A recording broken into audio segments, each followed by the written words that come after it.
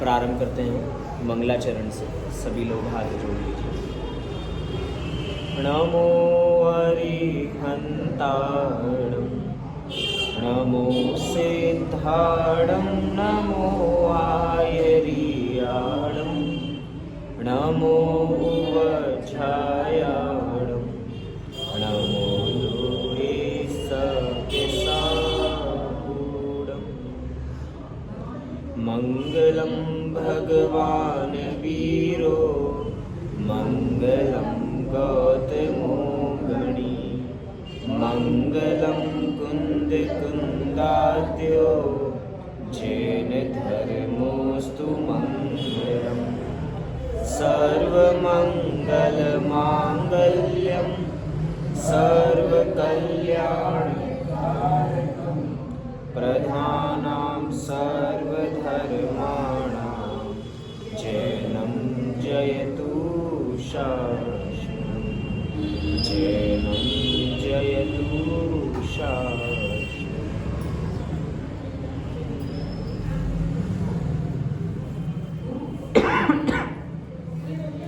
मोक्षमार्ग प्रकाशक आचार्य कल्प पंडित टोडरमल जी द्वारा विरचित, जिसके 9 अधिकार, जिसमें से चौथा अधिकार जिसके अंदर मुख्यतः अग्रहीत मिथ्यात्व की चर्चा की गई है। अगर मिथ्यात्व की बात की जाए तो कोई पंडित टोडरमल जी ने जितने कड़े रूप से मिथ्यात्व पे इस ग्रंथ में प्रहार किया है, शायद कहीं आचार्यों के ग्रंथों में भी हमें इतना तेज प्रहार कहीं नहीं दिखता कि उन्होंने एक एक चीज़ की बारीकी को पकड़ा। बाकियों ने भी पकड़ा, लेकिन जो खूबी जो खोलकर एक एक चीज़ को बताया कि ग्रहित अग्रहित के रूप में जितने उदाहरण दिए गए, क्योंकि पंडित जी के लिए कहा जाता है पंडित जी ने ग्रंथ भी पढ़े हैं, साथ ही साथ समाज को भी पढ़ा। तो समाज को पढ़ने का, जो समाज को पढ़ा वही हमें यहाँ पे दिखाई दे रहा है कि उन्होंने जो उदाहरण का प्रयोग किया है कैसे प्रयोग किया। जिसमें से चौथा अधिकार जहाँ पे हम 7 तत्व संबंधी भूल देख रहे हैं, जिसमें संवर तत्व संबंधी भूल आज हमें विषय यहाँ से प्रारंभ करना है। बंद से, चलिए बंद से प्रारंभ करते हैं। बंद तत्व संबंधी भूल यहाँ से हम प्रारंभ करते हैं। 7 तत्व हैं: जीव, अजीव, आश्रव, बंध, संवर, निजरा और मोक्ष। अगर 7 तत्व को 2 में बांटा जाए, 2 विभाग किए जाए तो हम कैसे बांट सकते हैं? जीव और अजीव। अगर इन्हीं दोनों की सारी पर्याय हैं, मतलब कि आश्रव भी, बंध भी, संवर भी, निर्जरा भी और मोक्ष भी, अजीव की नहीं है ये, जीव की भी हैं।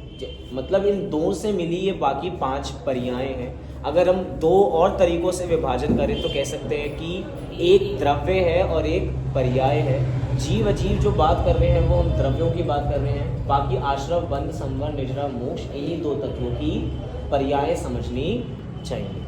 जिसमें से हम बंध तत्व संबंधी भूल यहाँ से विषय प्रारंभ करते हैं। पहले आप पढ़कर आ चुके होंगे जीव तत्व संबंधी अयथार्थ श्रद्धान क्या है, अजीव तत्व संबंधी अयथार्थ श्रद्धान क्या है। आपने ग्रंथ में अगर कुछ फोकस किया हो तो एक चीज़ आप ज़रूर बताइए मुझे, जीव अजीव तत्व संबंधी अयथार्थ श्रद्धान क्या है? जीव अजीव मतलब कि हम जीव संबंधी भूल, जीव तत्व संबंधी भूल अलग भी लिख सकते थे और अजीव तत्व संबंधी अयथार्थ श्रद्धान अलग से लिख सकते थे, लेकिन यहाँ पे दोनों को कंबाइन करके लिखा, जीव अजीव तत्व संबंधी अयथार्थ श्रद्धान। तो दोनों को कंबाइन क्यों किया गया?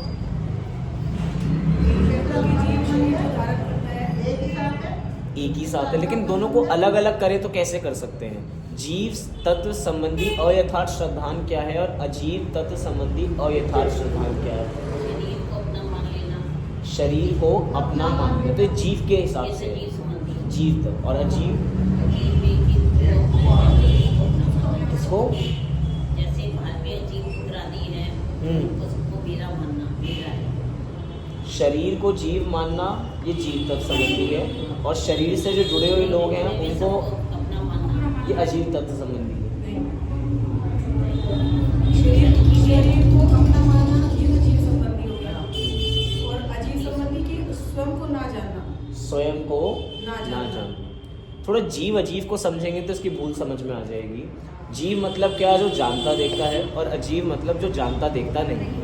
तो जीव तत्व संबंधी अगर कुछ भूल है तो अजीव को जीव मानना, अजीव को जीव मानना, और इसी के अपोजिट करेंगे तो जीव को अजीव मानना। एक तो हम अजीव को जीव मान रहे हैं, तो ये जीव तत्व संबंधी हो कि कोई अजीव है लेकिन हमने उसको क्या माना, लेकिन वो है क्या, अजीब। बात यह है कि दोनों एक दूसरे से कनेक्टेड ही रहेंगे तभी यहाँ पे विषय, लेकिन समझने की दृष्टि से थोड़ा भेद करना चाहे। जीव तत्व, जीव को भूल क्या है, क्योंकि जीव तत्व की बात नहीं चल रही है, जीव तत्व संबंधी भूल की बात है कि जो जीव नहीं है उसे जीव मानना, मतलब हमने अजीव को जीव मान लिया। पहले लाइन क्या निकली, अजीव को जीव, अजीव को जीव। अब उल्टा करो, जीव को अजीव मान लेना, ये क्या हो गया, अजीव तत्व संबंधी अयथा श्रद्धान्य, अजीव तत्व संबंधी। दोनों में एक शब्द कॉमन है, वो है जीव, क्योंकि हमें अजीब से मतलब नहीं है, हमें तो भूल कहाँ हो रही है, मूल की भूल कहाँ है, वो है जीव के अपने स्वरूप को नहीं जानने से, जो आपने अभी कहा था, अपने आप को भूल। तो चाहे हम जीव की तरफ से देखें चाहे हम अजीब की तरफ से देखें, अजीब अगर भूल कर भी दे तो उसका क्या बिगाड़ होगा, अजीब अगर कोई भूल कर भी दे तो उसको क्या बिगाड़ होगा, कोई बिगाड़, जानता देखता नहीं, मतलब भूल एक ही की तरफ से है, जीव की तरफ से। मतलब कि यहाँ पे अब सात की बात करेंगे, अब यहाँ पे किसकी बात करेंगे, सात की बात करेंगे कि जीव की भूल है, अजीव की भूल, मतलब दोनों को कंबाइन करके, आश्रव की भूल, बंध, संवर, निर्जरा, मोक्ष, सातों में से बस एक की भूल है, बाकी 6 तो निर्दोष है। आश्रम ने क्या किया, बंध ने क्या किया, संवर, निर्जरा, मोक्ष ने क्या किया, जो भूल की है वो मात्र जीव ने की है। इसकी वजह से 7 तत्व संबंधी भूल हमें पढ़नी पड़ती है, और इन्हीं को पंडित टोडरमल जी ने लिखा कि मोक्ष मार्ग के लिए यही प्रयोजनभूत है, इनको जानना, इन 7 तत्व। और 7 में भी हम जीव अजीव को ही समझते हैं कि जीव अजीव ही जानने उपयोगी है, बाकी सब इसी का सार है या इसी का एक्सटेंशन है, जिसमें हमने यहाँ पे जीव अजीव तत्व संबंधी की बात आप पहले देख कर आए हैं, साथ ही साथ में आपने आश्रव तत्व संबंधी बात भी देखी। अब हम यहाँ पे बंध तत्व संबंधी अयथार्थ, आश्रव का पीछे पीछे चलते जा रहे हैं, चला था, लेकिन आश्रम ना बहुत सूक्ष्म विषय है, आश्रम संबंधी। अभी तो हम संवर तक पहुंच गए थे, फिर हम बंध पे पहुंचे, अब हम आश्रव पे पहुंच गए। तो आश्रम की दो बार बताओ, आश्रव से शुरू करें फिर। या फिर शॉर्ट में ऐसे ही बता दो जैसे झंझट तो आश्रम में ही हो रहा, खटा सारा झंझट तो एक को सही कर लेंगे, सब हो जाएगा, तो बस आश्रम ही करवा दो सबका सही, सबका आज। चलिए फिर हम आश्रव तत्व संबंधी अयथार्थ श्रद्धांत से विषय प्रारंभ करते हैं। आश्रव, आश्रव मतलब क्या है, कर्मों का आना। अब कर्मों का आना किन कारणों से हो रहा है, एक बार हम इस पे भी विचार कर सकते हैं, तो हमें पता लग जाएगा कि जो कर्म के आने के द्वार हैं और इन्हीं से कर्म आ रहे हैं, ये निर्णय कर लेंगे तो हमें गारंटी हो जाएगी कि ये चीज़ हमें नहीं करनी है। हम जो आज क्रियाएं कर रहे हैं, जिसको उन क्रियाओं को करके ये नहीं लग रहा कि इनसे कर्म आ रहे हैं, तो हम किए जा रहे हैं। अगर हमें पता लग जाए कि भैया यहाँ से कोई बुरी वस्तु अंदर आती है, तो हम उसको अंदर आने देंगे, नहीं आने देंगे। लेकिन हमें ये नहीं पता उस क्रिया को करते हुए या उस भाव को करते हुए कि इसका फल बुरा है। अगर हमें पता लग जाए इसका फल बुरा है, छोटा बच्चा चक्कू लेके खेल रहा है, उसको नहीं पता कि ये बुरा है, लेकिन थोड़े समय बाद उसकी छोटा सा एक कट लगा और उसे पता लग गया भैया इस पर कट लग जाता है और दर्द होता है, अब वो अगली बार चाकू से नहीं खेलेगा। उसको कितना ही हाथ में दिया भी जाए तो भी वो नहीं लेगा, क्योंकि एक बार वो भुगत चुका है। हम आश्रव को भुगत चुके हैं कि ये इनसे कर्मों का बंध होता है, इससे कर्म आते हैं और आके रुक जाते हैं। अगर हमें ये एहसास हो जाए कि इस भाव को करने से इसका फल ये होता है, तो हम वो भाव नहीं करेंगे। सही बात है, मतलब कि दया, दान, व्रत, इन सब के जो पीछे के छिपे भाव हैं, क्रियाओं की बात नहीं कर रहे हैं यहाँ पे, इनके पीछे छिपे होने वाले जो भाव हैं, क्योंकि क्रिया से बंध नहीं देख रहे हैं हम यहाँ पे, भाव से बंध देख रहे हैं, भाव से कर्म आ रहे हैं। देखो पढ़ते हैं, आश्रव तत्व संबंधी अयथार्थ श्रद्धांत, पेज नंबर 82। तथा इस जीव को मोह के उदय से मिथ्यात्व कषायादिक भाव होते हैं, उनको अपना स्वभाव मानता है, कर्म उपाधि से हुए नहीं जानता। अब यहाँ पे थोड़ा भेद विज्ञान पहली ही पंक्ति में कर दिया कि जो कर्म आ रहे हैं, कर्मों का जो द्वार खुला है, वो कर्म उपाधि है, और कर्म उपाधि को इसने अपना मान लिया, यही इसकी भूल होगी। देखो फिर से पढ़ते हैं। इस जीव को मोह के उदय से मिथ्यात्व कषायादिक भाव होते हैं, मोह के उदय से। लेकिन ये मोह का उदय भी किसको हुआ था? जीव को ही हुआ था। ये उसको अपना मानता है, अपना स्वभाव मानता है। मोह के उदय से मिथ्यात्व कषायादिक। अब मिथ्यात्व को अलग करो, कषाय को अलग करो। आश्रव ऐसा नहीं है कि मुनिराजों को नहीं हो रहा, मुनिराजों को भी हो रहा है। ऐसा नहीं है कि पंचम गुणस्थानवर्ती श्रावक को नहीं हो रहा, तो चौथे गुणस्थानवर्ती श्रावक को नहीं हो रहा, उसको भी हो रहा है। लेकिन उसकी भूल क्यों नहीं हो रही? क्योंकि वो उसको अपना नहीं मान रहा। मैं कषाय की इसलिए बात कर रहा हूँ क्योंकि मिथ्यात्व भी साथ में यहाँ पे लिखा है। चौथे गुणस्थानवर्ती जीव के मिथ्यात्व नहीं है। इसका मतलब कि ये चीजें आगे के गुणस्थानों में भी हो रही है मिथ्यात्व को छोड़कर। कषाय तो आगे भी है, लेकिन अंतर डिफरेंस ये है कि वो उसको अपना नहीं मानता। स्वभावगत योग्यता जब तक जिस भूमिका के अनुसार होगी वो तो वैसी होगी ही होगी। चौथे गुणस्थान के अंदर 3 कषाय चौकड़ी का उदय रहेगा ना? हाँ जी कि ना जी? उदय रहेगा। तो उसको हम स्वीकार करें या क्या करें? क्या कर सकते हैं? चौथे गुणस्थानवर्ती जीव क्या करता होगा? कषाय करता है, मिथ्यात्व तो है नहीं। मिथ्यात्व की तो बस मैंने इसलिए भेद कर दिया मिथ्यात्व और कषाय में। उसके भी कषाय हो रही हैं, उसके भी आश्रव हो रहा है, लेकिन उसको वो अपना नहीं मान रहा। बस डिफरेंस यही है। ऐसे ही चीज हमें, क्योंकि वो तो कषायों के ऊपर प्रयोग, क्योंकि उनका मिथ्यात्व नष्ट हो चुका। अब हमें वही चीज किस पे लगानी है? हमें मिथ्यात्व पर भी लगानी, क्योंकि हमारा मिथ्यात्व नहीं गया। कि मिथ्यात्व है लेकिन उसको अपना नहीं मानना, मतलब मिथ्यात्व की वजह से जो भूल हो रही है कि शरीर को अपना मानना। क्योंकि हम यहाँ पे जो भी बात करेंगे अग्रहित की बात करेंगे, क्योंकि पंडित जी सारी बात कैसे कर रहे हैं? चौथे अधिकार में अग्रहित मिथ्यात्व की कर रहे हैं कि जो हमने कभी ग्रहण नहीं किया, अनादिकाल से चला आ रहा है। तो मोह के उदय से मिथ्यात्व कषायादिक भाव होते हैं, उनको अपना स्वभाव मानता है। उनको अगर होता हुआ माने तो कोई दिक्कत नहीं है, उनको अपना स्वभाव मानता है कि ये मेरे किए हुए हैं। अब यहाँ पे दिक्कत खड़ी हो जाती है। और कर्म उपाधि से हुए नहीं जानता। दर्शन ज्ञान उपयोग और ये आश्रव भाव उनको एक मानता है, क्योंकि इसका आधारभूत तो एक आत्मा है और इसका परिणमन एक ही काल में होता है। इसीलिए इसे भिन्नता भासित नहीं होता, और भिन्नपना भासित होने का कारण जो विचार है सो मिथ्या दर्शन के बल से हो नहीं सकता। दो चीज़ों का समय एक हो रहा है तो इसको लग रहा है कि इस चीज़ को मैं कर रहा हूँ। अब दो चीज़ें अलग अलग, जैसे कि यहाँ पे कह रहे हैं ज्ञान दर्शन उपयोग अलग चल रहा है, वो है जीव का स्वभाव, और ये जो आश्रव भाव है ये अलग चीज़ है। अब इन दोनों का काल एक पड़ गया। अब इन दोनों के काल एक पड़ने से जीव को लग रहा है कि ये चीज़ मैं अपने ज्ञान दर्शन से ही कर रहा हूँ, ज्ञान दर्शन प्लस मोह से कर रहा हूँ। लेकिन ज्ञान दर्शन अपना काम कर रहा है, मोह अपना काम कर रहा है। दोनों अब एक दूसरे के काम में इंटरफेयर नहीं कर रहे, लेकिन क्या करें, इनका काल एक पड़ गया। लेकिन काल एक पड़ने से भूल एक नहीं हो जाती। जीव की भूल ये हो रही है कि वो ज्ञान दर्शन से आश्रव को मिला रहा है कि कर्म को मैं कर रहा हूँ। कर्म को करने से मतलब मैं मोह को कर रहा हूँ। अब बात ये है ज्ञान दर्शन को जानना। मैंने एक वाक्य का प्रयोग किया, मुझे बहुत तेज गुस्सा आ रहा है। क्या?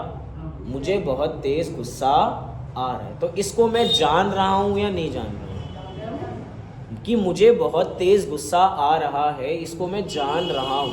अब गुस्सा आ रहा है वो अलग अपनी पर्याय है, गुस्सा आने की वो कषाय अपनी पर्याय कर रहा है उसका, जैसे क्योंकि वो कर्म उपाधि थी और कर्म की उपाधि को हम छेड़ नहीं सकते क्योंकि वो कर्म जनित है और कर्म अजीब है, अजीब के अंदर हम कुछ कर नहीं सकते हैं। तो जो हो रहा है उसको होने दो, लेकिन जो जान रहा है उसको जानो कि मैं क्रोध कर रहा हूं। तो कर कौन रहा है? मैं, लेकिन वो क्रोध अलग है। ये तो जान रहे हैं ना, ये तो जान रहे हैं कि मैं क्रोध कर रहा हूं। जानने वाला कौन है? क्रोध की पर्याय को भी जानने वाला मैं हूं, मान की पर्याय को भी जानने वाला मैं हूं। तो अब हमें दो धाराएं एक साथ चल रही हैं, लेकिन दो धाराएं एक साथ चलने के बावजूद भी हमें फोकस किस पर करना है? हमारा फोकस जा रहा है मोह पे और हमारा फोकस जाना चाहिए ज्ञान दर्शन पे। कर्म की उपाधि से सारे कार्य होते हैं। मुनिराजों के जीवन में उपसर्ग होते हैं तो उनकी कर्म उपाधि से होते हैं। उनके कर्मों का मतलब कर्म की उपाधि से मतलब कर्म का उदय आया था तो उन्हें भी उपसर्ग झेलना पड़ रहा है, लेकिन वो उपसर्ग को जान रहे हैं या नहीं जान रहे। जब हम कई बार ऐसी भावावेश में बात करते थे मुनिराज के ऊपर उपसर्ग हो रहा है, वो उस उपसर्ग को भी नहीं जानते। ऐसा नहीं है, मुनिराज उपसर्ग के काल में उपसर्ग को भी जानते, क्योंकि ज्ञान दर्शन तो काम कर रहा है ना। उसमें भी फर्क है। मान लिया वो 7वें गुण स्थान का ऊपर चढ़ना शुरू कर दिया छठे से, तो फिर नहीं जानता वो उपसर्ग को। अरे अभी हम इतनी आगे गुण स्थान की बात नहीं कर रहे। अभी जिसकी बात कर रहे हो सब समझ गए वो कौन सा गुण, छठे 7वें गुण स्थान की बात, जहाँ पे आना जाना चल रहा है कि बस ध्यान में बैठे हैं और फिर वापसी 6वें गुण स्थान में आ गए, वो उस वाले की आगे वाले गुण स्थान। और आगे के गुण स्थान की भी बात करें तो जानना देखना खत्म थोड़ी हो जाता है। जानना देखना तो हर समय है, और हर समय जो पर्याय हो रही है उसको भी जाना जा रहा है कि मेरे ऊपर कुछ हो रहा है, लेकिन वो मैं कर रहा हूँ, वो मेरा है, वो अपनापन नहीं। पर्याय तो हो रही है और पर्याय को जानना गलत थोड़ी है। पर्याय को जानना गलत है। मेरे पे उपसर्ग, इनकी बात मेरे ऊपर उपसर्ग हो रहा है, ये जानना गलत है, सही है? सही है। जानने के लिए कोई गलत, जानना दोष नहीं है, उसको अपना मानना मेरे ऊपर हो रहा है, ये गलत है। मेरे ऊपर और मैं इससे अलग हूँ, बस ये हमें भेद विज्ञान करना है। मतलब कि दो पर्याय, दो धाराएं एक साथ चल रही हैं। ज्ञान दर्शन की पर्याय उसी समय हो रही है, ज्ञान दर्शन भी गुण है, ज्ञान दर्शन अपनी पर्याय दिखा रहा है। मोह अपनी पर्याय, मोह के उदय से, कर्म के उदय से वो उसकी पर्याय हो रही है। दोनों की पर्यायों में से हमें फोकस किस पे करना है, हमें ये विचार करना है, हमें ज्ञान दर्शन पे करना है। अब वो जो पर्याय हो रही है, पर्याय होके चली जाएगी, पर्याय होके चली जाएगी, और हमें फोकस तब भी किस पे करना है, ज्ञान दर्शन पे। अब गजब की बात देखना, हम बात करते हैं ना कि हमें पर्याय के ऊपर ध्यान नहीं देना, सही बात है, लेकिन स्वभाव के ऊपर तो ध्यान देना है। अब सोचो, वो ज्ञान दर्शन गुण की हर पर्याय ज्ञान दर्शन वाली है। ज्ञान दर्शन गुण की हर जो पर्याय हो रही है वो कैसी है, ज्ञान दर्शन वाली है। मतलब कि अगर हम उस ज्ञान दर्शन गुण पे फोकस कर रहे हैं और हर पर्याय में ज्ञान दर्शन ही हो रहा है, तो हम ऐसी चीज पे फोकस करें जो कभी नहीं बदलती। हर पर्याय में ज्ञान दर्शन है, हमारा कब जानना देखना बंद हो रहा है, किस पर्याय में जानना देखना बंद हो रहा है, किसी पर्याय में जानना देखना बंद हो रहा है। लेकिन अगर यही हम कर्म की बात करें, मोह की बात करें, वो हर समय चेंज हो रहा है। हर समय मोह का उदय जैसा नहीं है, हर समय कर्म का उदय जैसा नहीं है, सही बात है। तो जो इतना ऊपर नीचे वेग से चल रहा है, उस पे हम भरोसा कैसे कर सकते हैं कि वो मेरा है? समझ पाने में क्या कहना चाह रहा हूँ? ज्ञान दर्शन की पर्याय तो एक जैसी फ्लो कर रही है, क्योंकि उसको फ्लो करने वाला एक गुण है जो परमानेंट है। लेकिन कर्म जो मोह का उदय है वो परमानेंट नहीं है, क्योंकि उसकी वेव ऊपर नीचे है। हार्ट बीट कैसी रहती है, ऊपर नीचे ऊपर नीचे। लेकिन ज्ञान दर्शन कैसा काम कर रहा है, एक जैसा काम कर रहा है। ना ज्ञान में कुछ बढ़ रहा है, ना ज्ञान में कुछ, और हर समय की पर्याय वैसी ही, क्योंकि वो एक ही गुण से निकल रहा है, वो गुण एक जैसा ही है। अनादि से और अनंत काल तक वो ज्ञान दर्शन गुण एक जैसा ही रहेगा। बदलाव कहाँ हो रहा है, तो हमें उस पर फोकस नहीं करना। पर्याय दोनों साथ में चल रही हैं, लेकिन साथ में होने के बावजूद भी हमारा ध्यान किस तरफ है, हमें विषय मतलब वो उस पर फोकस करना है। ज्ञान दर्शन उपयोग और ये आश्रव भाव उनको एक मानता है, क्योंकि इसका आधारभूत तो एक आत्मा है। आधारभूत ज्ञान दर्शन भी आत्मा से निकला, और ये आश्रव भाव भी कहाँ से निकला, आत्मा से ही निकला। लेकिन आत्मा से निकलने के बावजूद भी यह आत्मा का स्वभाव नहीं, आत्मा का विभाव है। आत्मा का विभाव हो सकता है, आत्मा का विकार हो सकता है। अब यही सोचो, आत्मा का विकार हो सकता है, क्योंकि अरे आत्मा ही इसका आधार है। आत्मा से ही क्या निकला, ज्ञान दर्शन निकला। और आत्मा से ही भूल तभी तो हो रही है ना कि एक ही चीज से दो चीजें निकल रही हैं। उसी आत्मा के आधार से जब हम पढ़ते हैं ना कि षट कारक पढ़ते हैं, षट कारक में हम क्या पढ़ते हैं कि एक आधार से एक ही वस्तु हो सकती है, दो वस्तु हो सकती है। एक आधार से एक ही वस्तु होगी, दो वस्तु नहीं हो सकती। मतलब एक ही कर्ता, एक ही कर्म, एक ही करण, मतलब वो षट कारक एक ही पे घटित होते हैं, दो द्रव्यों पे घटित नहीं होते। और हमें यहाँ पे भेद विज्ञान करना है कि मोह अलग है और मैं अलग हूँ। तो ये भूल है इस चीज। क्या भूल है? ज्ञान दर्शन उपयोग और ये आश्रय भाव उसको एक मानता है, क्योंकि इसका आधारभूत तो एक आत्मा है और इसका परिणमन एक ही काल में हो रहा है। लेकिन भेद विज्ञानी आत्मा के आधार से होने के बावजूद भी ये आत्मा का विकार नहीं है, क्योंकि आत्मा में सदा काल नहीं रहता। आत्मा के आधार से तो हम उसको कहें जो अनादि से और अनंत काल तक रहे। एक मानने की भूल कब हो जाती है? जब हम उसको उसका स्वभाव मान लेते हैं। जब हम बात करते हैं कि कर्म कहाँ उत्पन्न होते हैं, चैतन्य सदन के आंगन में, तो चैतन्य सदन में नहीं है, कहाँ पर है? तो उसका नाच भी कहाँ होगा? कर्मों का सदन में होगा क्या? सदन में नहीं होगा। इसका मतलब कि कभी भी किसी भी कर्म ने आत्मा को स्पर्श नहीं किया। मतलब सुनो तो अभी वही तो बात चल रही है। इसी पे तो देखें कि एक आधार क्यों कह रहे हैं कि एक ही आधार है, क्योंकि दोनों चीजें भिन्न हैं। अब वापसी अपने विषय पे आते हैं। हम जो बात कर रहे हैं वो हम द्रव्यानियोग के आवेश में होके बात कर रहे हैं, और ये एक आधार वाली जो बात है वो कर्णानियोग की वाली बात है। अब दोनों अनियोग अपनी अपनी अलग अलग बात कर रहे हैं, तो किसकी बात को माने? अभी हम कौन सा ग्रंथ पढ़ रहे हैं, किस मुख्यता से पढ़ रहे हैं? ये कर्णानियोग की बात है, ये एक ही आधार है। हाँ, अभी बात तो देखें। अभी हम क्या कैसे उल्टा कह दिया? कर्णानियोग में तो ये वाली बात आएगी कि एक ही आधार है, और कर्णानियोग में ये अलग अलग आएगी। कर्णानियोग में अलग अलग आधार आएगी। कर्णानियोग की तो कह रहे हैं अलग अलग आधार है। कर्म का आधार अलग होगा ना। जो जिसका सीधी बात है, षट कारक की बात कहाँ पर है? किस अनियोग की है षट कारक? द्रव्यानियोग की। कि एक वस्तु का एक ही आधार हो सकता है, मतलब एक आधार से दो वस्तु स्टैंड नहीं कर सकती हैं। तो अगर हम कह रहे हैं कि एक आत्मा में आत्मा का स्वभाव ही रह सकता है, इसी प्रकार के कोई भी विकार का स्थान जो कर्म उपाधि है उसका स्थान आत्मा में नहीं है। इसका मतलब कि उसका कोई दूसरा आधार होगा। कर्म उपाधि, यहाँ पे शब्द दिया था ना, कर्म उपाधि से नहीं जानता। कर्म उपाधि, अब कर्म उपाधि का अलग आधार है और आत्मा का अलग आधार है, लेकिन उससे जो भाव हो रहे थे, कर्म अलग, वो तो अजीब है, लेकिन कर्म से जो उत्पन्न जो भाव हो रहे हैं वो तो जीव के अंदर ही हो रहे हैं। इसीलिए यहाँ पे लिखा एक आधारभूत तो एक आत्मा ही। कर्म तो अलग है, लेकिन कर्म से जो भाव हो रहे हैं वो कहाँ उत्पन्न हो रहे हैं? वो आत्मा में ही हो रहे हैं। इसलिए लिख दिया क्योंकि इनका आधारभूत तो एक आत्मा है। लेकिन उसके बावजूद भी अगर अलग अलग फोकस करें, मिल बाद में आत्मा में ही रहे, लेकिन दोनों की आधार अलग है। आत्मा में ज्ञान दर्शन है बस, उसके अलावा कुछ भी नहीं है। और जो भाव उत्पन्न हो रहे हैं मोह के, वो कहाँ से उत्पन्न हो रहे हैं?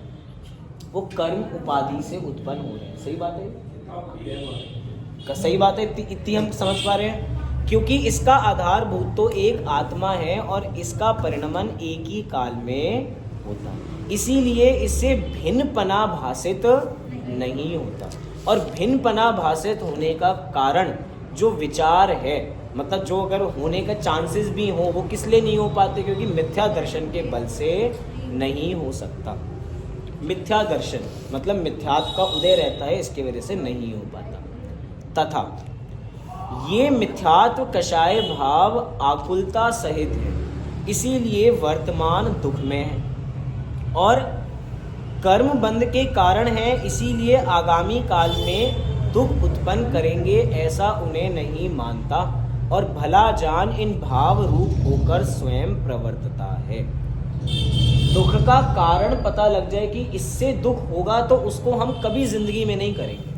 हमें पता लग जाए कि भैया जो शुगर का पेशेंट हो, मीठा खाने से मेरी तबीयत बिगड़ जाती है और ज़्यादा मीठा खा लें तो ज़्यादा बिगड़ जाती है, तो वो मीठे को खाएगा नहीं, क्योंकि उसको पता है कि इस चीज़ में मेरी हानि है। हमें हानि का ज्ञान नहीं है कि इस चीज़ को करने से हानि होती है।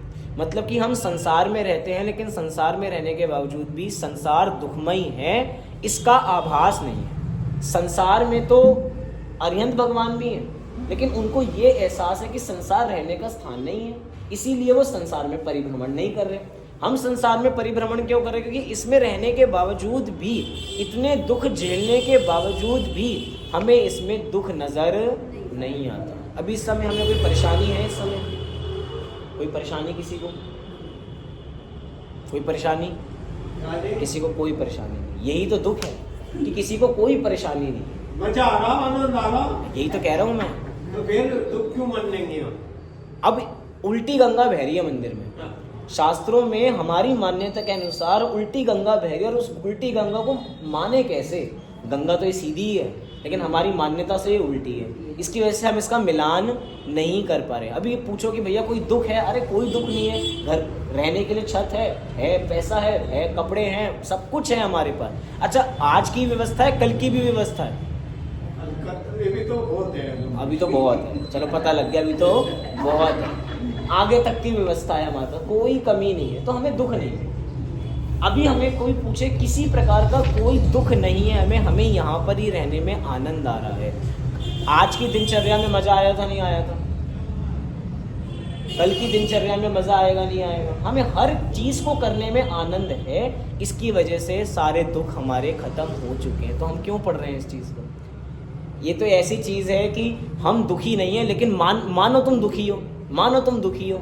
हम स्वभाव से अपने मजे कर रहे हैं, लेकिन उसके बावजूद भी शास्त्र हमें जानबूझ के जबरदस्ती हमारे दिमाग में फीड किया जा रहा है कि हम दुखी हैं, ऐसा मानो। हम तो दुखी है ही नहीं। आश्रम तत्व संबंधी मूल कह रहे हैं कि हम दुखी हैं, लेकिन हम दुखी वास्तव में है नहीं। अब कैसे माने? क्या है, देखो, जो चीज़ अनुभव कर ली जाती है ना, अब वो अनुभव से जो चीज़ निकलती है, उस चीज़ को शास्त्र कितना ही बोले हम उसको मानेंगे नहीं। हमारा अनुभव गम्य विषय है ना कि संसार में आनंद आता है। जिस समय रसगुल्ला खाते हैं मज़ा आता है, नहीं आता? हाँ जी कि ना जी? जिस समय भूख लगती है, भूख के बाद खाना खाते हैं तो मज़ा आता है, नहीं आता? पेट भरता है, मज़ा आ गया आज। तो ये मज़ा आया, इसका मतलब कि हमें किसी प्रकार का दुख नहीं। ठंड लग रही थी तो हमने क्या किया, एक कपड़ा पहन लिया। अब थोड़ी और ठंड लग रही थी तो एक टोपा डाल लिया, शॉल डाल ली। जिसको नहीं लग रही थी उसने नहीं डाला, लेकिन जिसको लग रही थी उसने कपड़ा, ठंड लग रही थी टोपा भी डाल लिया और शॉल भी डाल लिया। जिसको और लगे कि थोड़े हाथ बांध के बैठ जाएंगे भाई, थोड़ी और रजाई में ठंड लगेगी, हाथ को बिल्कुल। देखो, मैं बहुत चीज़ें, ये अनादि का अभ्यास हमें चला आ रहा है, इसकी वजह से हमें एहसास नहीं है। हम हर दुख का सॉल्यूशन संसार में ही ढूंढते हैं। हर दुख का सॉल्यूशन कहाँ है? संसार में ही है, ऐसा हमने माना है। इसलिए आश्रम तत्व संबंधी भूल पढ़नी पड़ती है। जो भूल हमें दिखी, हमने कहा इसका सॉल्यूशन यही है, लेकिन हमने ये नहीं देखा कि अगर ये सॉल्यूशन करने से हम सुखी हो जाएंगे तो आज तक क्यों नहीं हो। अगर इसी से सुखी हो रहे होते तो आज तक हो जाते। हर बार ठंड आती है, हर बार इतने कपड़े पहने जाते हैं, हर बार भूख लगती है, हर बार खाना खाया जाता है, उसके बावजूद भी जीव सुखी क्यों नहीं हो पा रहे? क्योंकि इस चीज़ में सुख नहीं है। अब मैं इसको कितना ही कहूँ, अनादिकाल से ये चीज़ हम सुनते ही आ रहे होंगे। कभी ना कभी पहले भी हमने इसका अभ्यास कभी ना कभी किया ही होगा। अपनी जितनी आयु है सुनते आए हैं कि संसार में सुख नहीं है, दुख है। लेकिन जब तक ये अपने पे बीतेगी नहीं ना, तब तक हम आश्रम को छोड़ेंगे नहीं।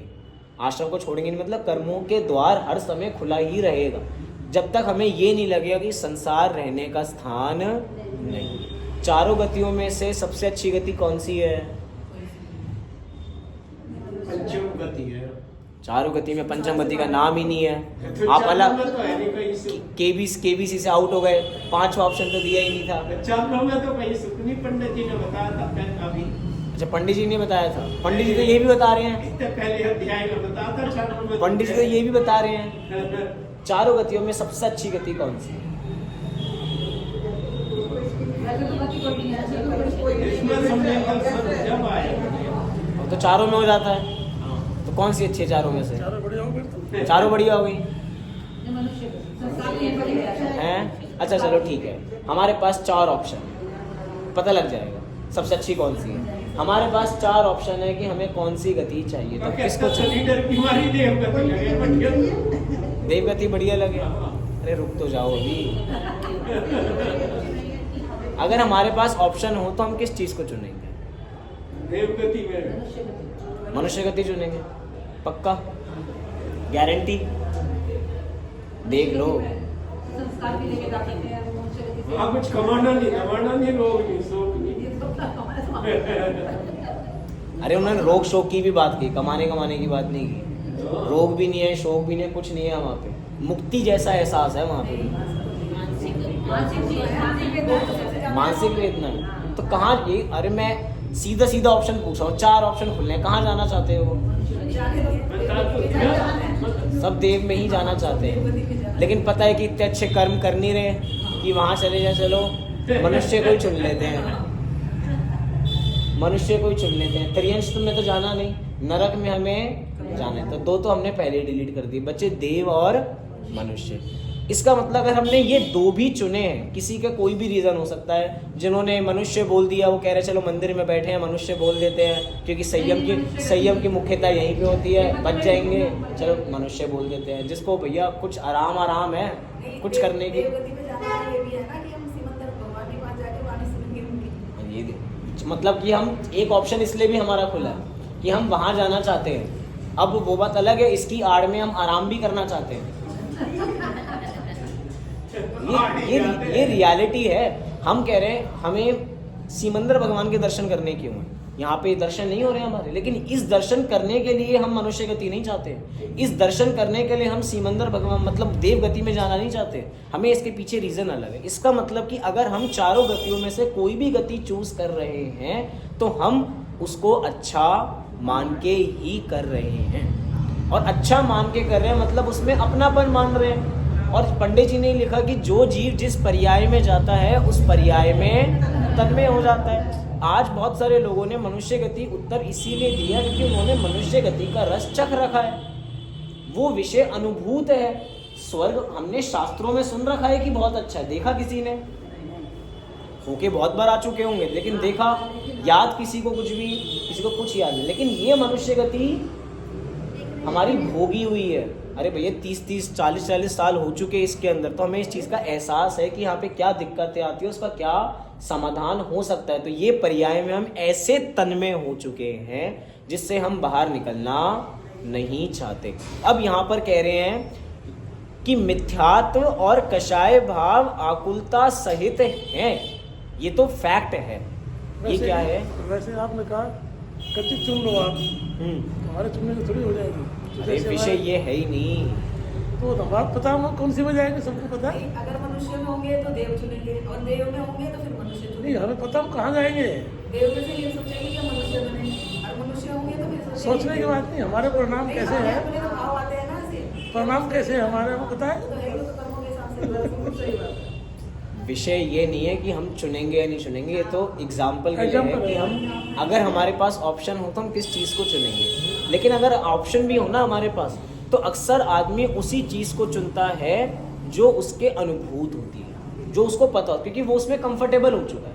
हमने कहानी सुनी है कि एक राजा नाली का कीड़ा बन गया। अब वो उसी में तन्मय हो, क्योंकि उसको जो पर्याय जिस समय मिल गई ना, वो कितने ही समय की हो, जितने समय का उसका जुड़ान हो, वो उसमें अपनापन कर लेता है। अभी हमारा जुड़ान स्वर्ग की देव गति की पर्याय से नहीं है, तो इसलिए हमारा इतना जुड़ान नहीं है। जुड़ान हमारा कहाँ से है? ये हमने शास्त्रों में सुन रखा है कि वहाँ पे आनंद है, वहाँ पे मेहनत नहीं करनी पड़ती, पका पकाया मिल जाता है। लेकिन असली अनुभूत विषय क्या है? ये मनुष्य गति का है। हम जिस पर्याय में जाते हैं, अच्छा जितनी लाइफ हम यहाँ पे जी रहे हैं वो लाइफ देव गति के लिए थोड़ी जी रहे हैं। किस पर्याय को अच्छा बनाने के लिए जी रहे हैं? मनुष्य पर्याय को अच्छा बनाने के लिए। मतलब हम इस पर्याय में तन्मय हो चुके हैं, घुल मिल चुके हैं, इतना घुल मिल चुके हैं कि यही मैं हूँ, ऐसी मेरी आइडेंटिटी हो चुकी है। सब लोग मुझे इसी नाम से जानते हैं, यही पते से जानते हैं, यही मेरी उम्र है, हम सब कुछ इसी से जानते हैं। हम सबकी एज क्या है? कौन पकड़े सबके पूरे हैं? सब पके हुए हैं, सब पके हुए हैं। बीच बीच में जोक आ जाता है थोड़ा थोड़ा।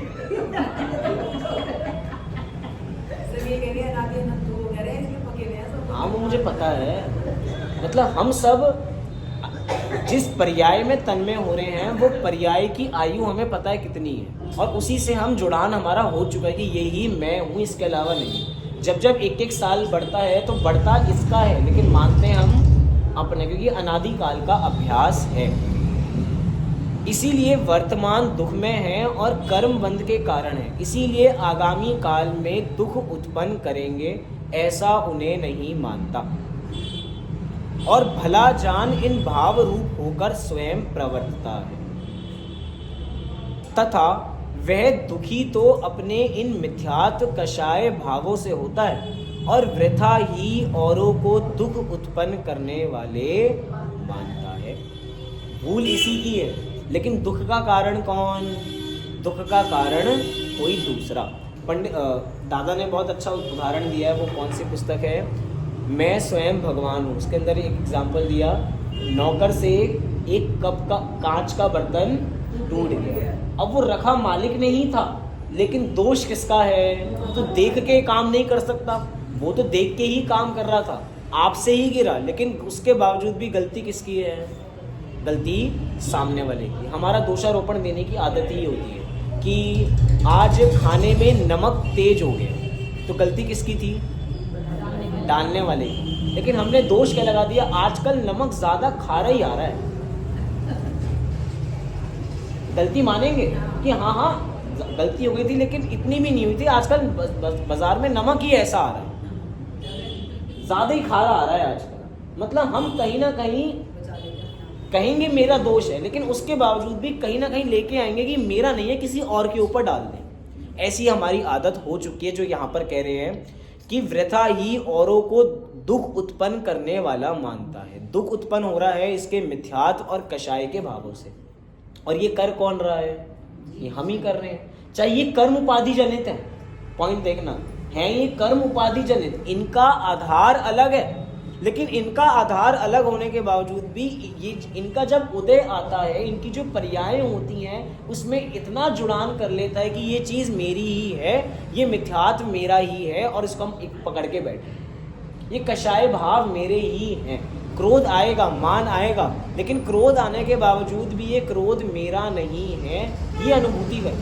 हम कई बार सोचते हैं कि हमें गुस्सा आएगा और हम उससे पहले उसको कंट्रोल कर लेंगे। सोचते हैं ना, अलग अलग एंगर मैनेजमेंट की क्लासेस चलती हैं कि कैसे हम अपने गुस्से को कंट्रोल कर सकते हैं। लेकिन गुस्से को कंट्रोल कैसे करें? कैसे कर सकते हैं गुस्से को कंट्रोल? अलग अलग तरीके बताए जाएंगे। 10 तक गिनती गा लो, मुंह फुला लो एकदम, कि थोड़ा कहीं और विषय को सोचने लग जाओ तो हम भूल जाएंगे। उस समय हम ये विचारें कि मैं इस गुस्से को मात्र जानने वाला हूँ, तो ऑटोमेटिक जो एकदम वेवलेंथ ऊंची आई थी ना कषाय की, वो एकदम शांत होकर ज्ञान में मिल जाएगी। दो पर्याय एक साथ चल रही हैं, एक पर्याय बिल्कुल सीधी जा रही है और एक टेढ़ी मेढ़ी जा रही है। हमें हर समय इस पर्याय से जुड़े रहना है, क्योंकि ये पर्याय ऐसी है जिसका गुण ज्ञान दर्शन है, और ज्ञान दर्शन पर्याय हर समय हो रही है। तो अगर हम इतने ऊपर नीचे कषाय भाव में रहेंगे तो कषाय भाव में उलझे रहेंगे। हम कह रहे हैं कि अगर इस पर्याय को भुलाना है तो ये जानना है कि मैं इस पर्याय को भी मात्र जानता और देखता हूँ। क्रोध आएगा, मान आएगा, हम उसको रोक नहीं सकते, क्योंकि जो कर्म उपाधि जनित हैं, जो पहले कर्म बांध चुके हैं, वही लिखा है यहाँ पर। इसीलिए ऊपर की पंक्ति पढ़ रहा हूँ, इसीलिए आगामी काल में दुख उत्पन्न करेंगे। मैं कह रहा हूँ आगामी काल में दुख उत्पन्न नहीं करेंगे अगर उनको अपना नहीं मानेंगे।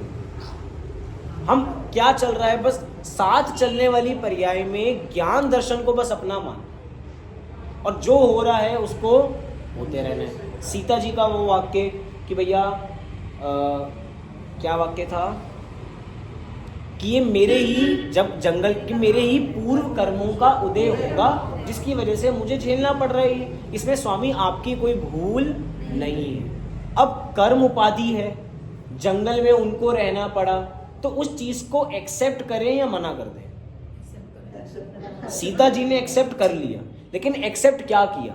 कर्म उपाधि के भाव को एक्सेप्ट नहीं किया। एक्सेप्ट क्या किया? वो ज्ञान दर्शन के भाव को एक्सेप्ट किया। अगर कर्म उपाधि के भाव को एक्सेप्ट करते तो हमेशा दुखी रहती सीता जी, जितने साल जंगल में रही, जितने साल वो लव कुश को लेके रही, नहीं तो हर समय परेशान रहती।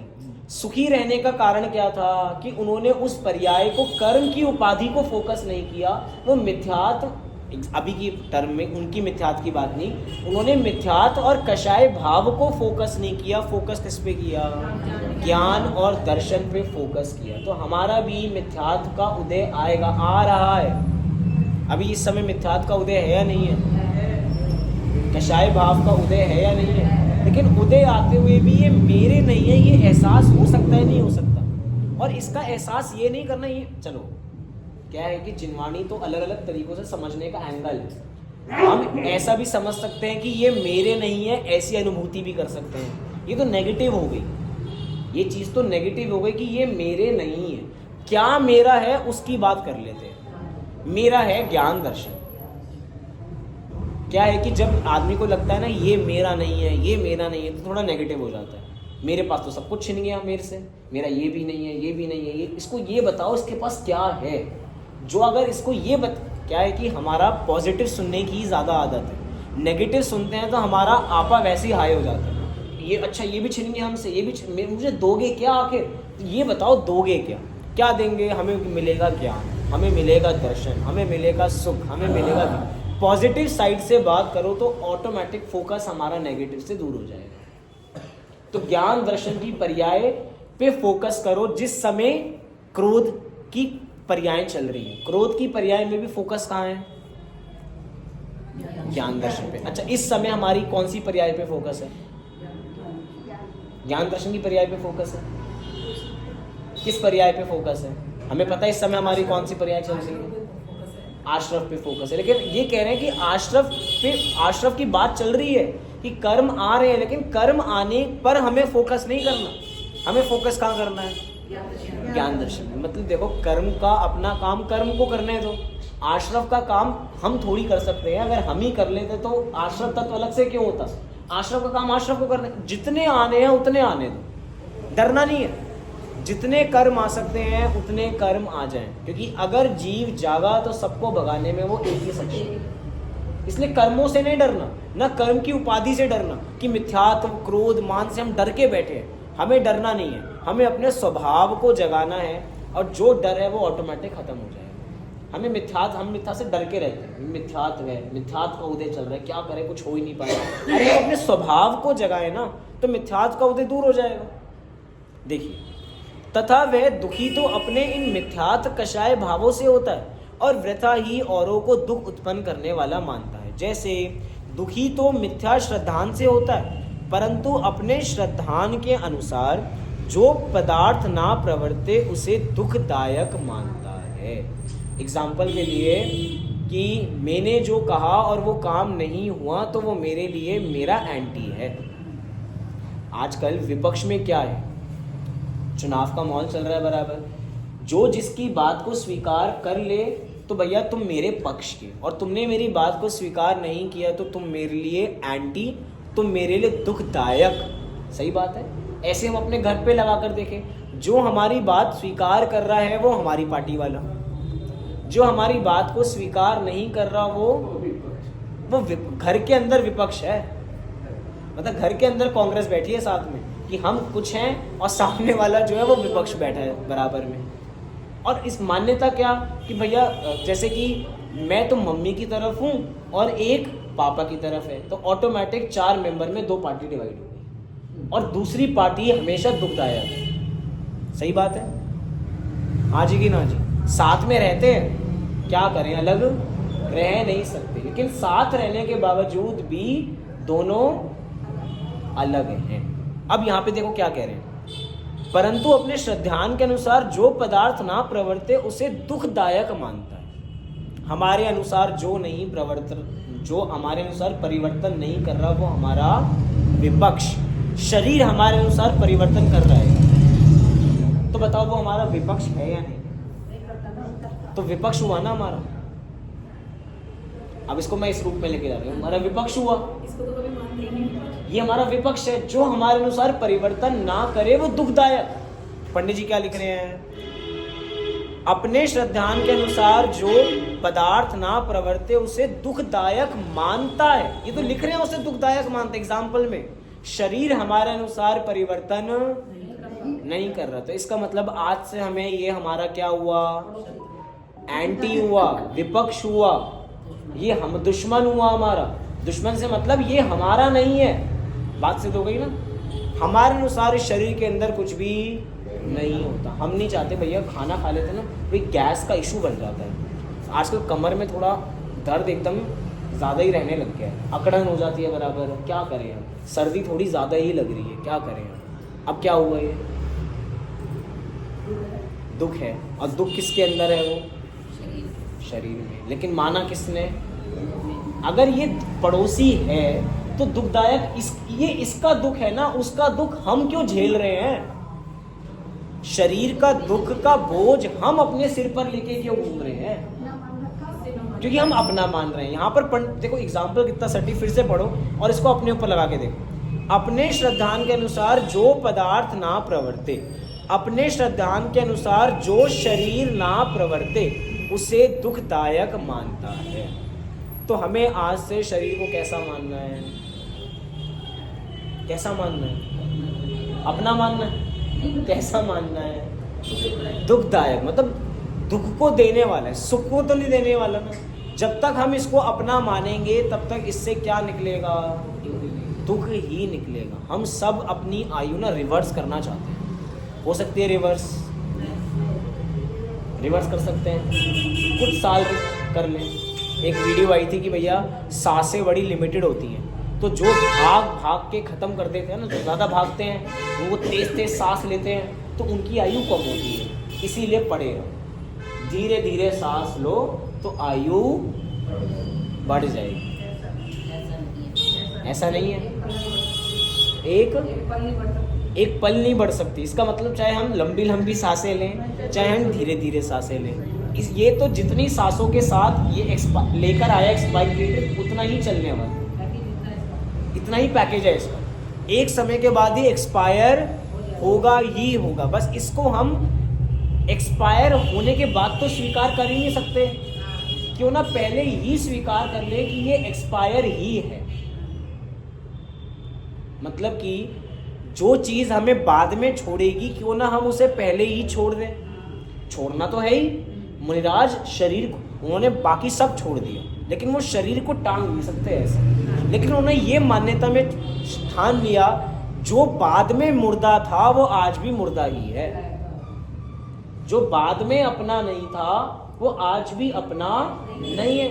लेकिन उसके बावजूद भी भूल क्या है कि ये मेरा है, ये अपना है, यही दुख का कारण है।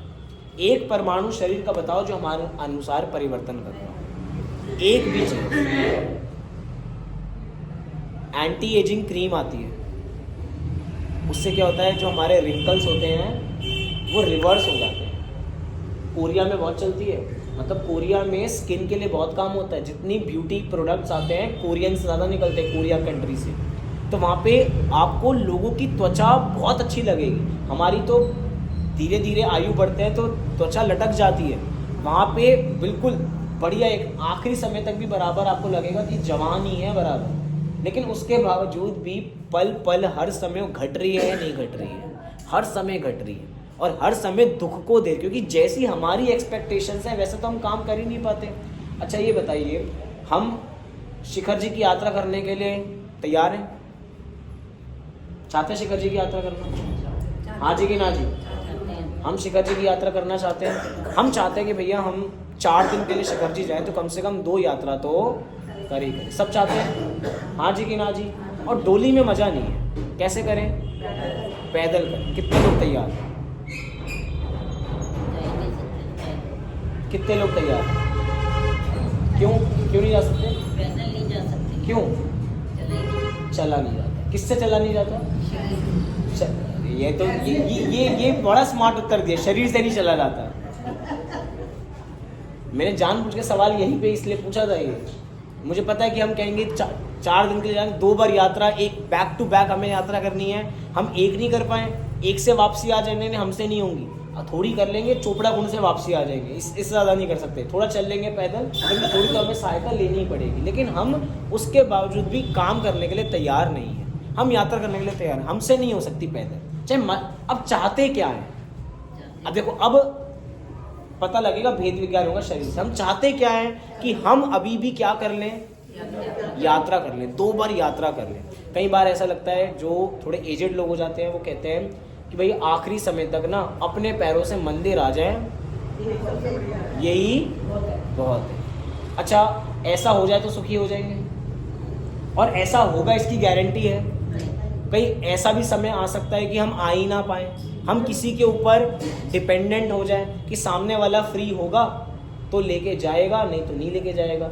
और ये स्वीकार करना पड़ेगा ही नहीं करना पड़ेगा, करना। अरे अभी थोड़ा सा बुखार हो जाता है ना, शरीर में हिम्मत नहीं होती उठने की, कि शरीर टूटा हुआ है बिल्कुल, अब उठने की ताकत ही नहीं। चाहते हैं लेकिन चाहने के बावजूद भी शरीर में वो ताकत नहीं है। इसका मतलब शरीर तो अभी से हमारी नहीं सुन रहा, शरीर बाद में नहीं, शरीर तो आज से हमारी कोई बात स्वीकार नहीं कर रहा। इसका मतलब कह रहे हैं जो पदार्थ ना प्रवर्ते उसे दुखदायक मानता है, तो शरीर आज से दुखदायक है।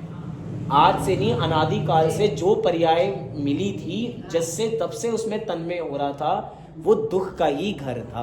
मतलब छेड़ालाकार ने कितना अच्छा समझाया कि वो गर्भ अवस्था में भी उसको दुख है, क्योंकि कितना सिकुड़ के रहना पड़ता है। गर्भ में है तो सिकुड़ के रहना कैसे पॉसिबल है, सोच के देखो एक बार, कितना दुख है। मल के अंदर है, अंदर जिस समय पेट में है उस समय कोई बड़े अच्छी जगह पे तो है नहीं, कहाँ पर है वो? मल मूत्र के अंदर ही तो भरा, गंदगी के अंदर ही तो भरा पड़ा है। अब गंदगी के अंदर भरा पड़ रहा है तो भी हमें उसके अंदर क्या खुशी लगती है। जन्म होता है तो कितना अच्छा लगता है, खुशी का अवसर है। अरे हमने तो डिवाइड भी कर रखा है ना व्यवहार में, सूतक और पातक। लोग पातक में तो दुखी होते हैं और सूतक में मंदिर नहीं आएंगे, वो बात अलग है, लेकिन भैया हमारे घर में खुशी का अवसर आया है। खुशी के अवसर में ये पूछो कि उसको कितना दुख हुआ है, और उसको क्या, जब हम आए थे कि हमें वो दुख नहीं हुआ था, हमें भी वो दुख हुआ था, लेकिन हम उस दुख को एक्सेप्ट करना नहीं चाहते। ये पंडित जी कह रहे हैं कि वो जो हमारे अनुसार परिवर्तन ना करे वो दुखदायक है, और जो ना करे, मतलब कि बाहर की बात नहीं कर रहा अभी मैं, बाहर वाले तो एक भी वस्तु संसार की हमारे अनुसार परिणमन नहीं करती। 5 तारीख को चुनाव है, कौन क्या चाहता है, कौन कौन जीते? बीजेपी चाहते है। आप नोटा, ऐसा थोड़ी चलेगा, 2 तो सही, 2 नहीं तो नहीं। बताओ क्या चाहते, क्या कौन जीते? बीजेपी जीते। आप? बीजेपी। आप? अरे वोटिंग चल रही है, 5 तारीख की तैयारी करवा रहा हूँ, गलत ना दे दो। जो जीतेगा वो जिसको हमने डाली वही जीतेगा। अरे गलत ना दे दो, अभी से प्रयास तो होना चाहिए हमारा। मतलब कहाँ देंगे वोट, किस पे? अरे आप सबकी बात कर रहे हो, ये आधे लोग ऐसे बोल बीजेपी रहे हैं, आपको दबा कर आ जाएंगे। अरे आप अपना बताओ। बीजेपी। आप नोटा को। अच्छा आप बढ़िया हो गए तो सारे दुश्मन हैं।